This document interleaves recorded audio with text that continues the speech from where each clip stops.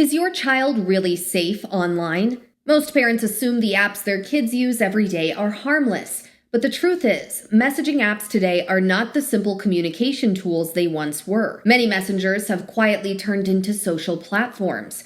They now include ads, public profiles, recommendation algorithms, and ways for strangers to discover users. And when an app stops being just a messenger and becomes a social platform, the risks for children grow dramatically. First, they can be targeted by unwanted messages. When messaging apps behave like social networks, strangers can reach your child much more easily. This can include spam, manipulation attempts, or direct messages from people who should never have access to a child in the first place.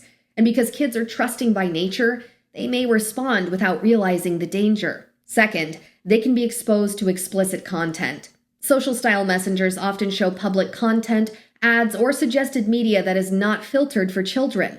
Even a simple search or an accidental tap can expose a child to images, language, or conversations meant for adults. This happens far more often than parents realize, especially on platforms that rely on engagement algorithms. Third, they can be found by people you never intended to have access to them.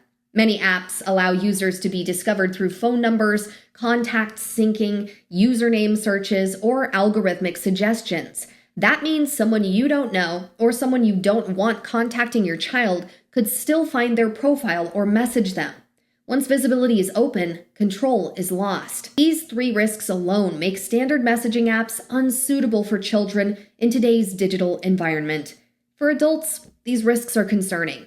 For children, they're dangerous. A child cannot tell the difference between a safe digital space and a risky one. They cannot see what's happening behind the screen, who is collecting their data, who is able to find them, or what algorithms are showing them.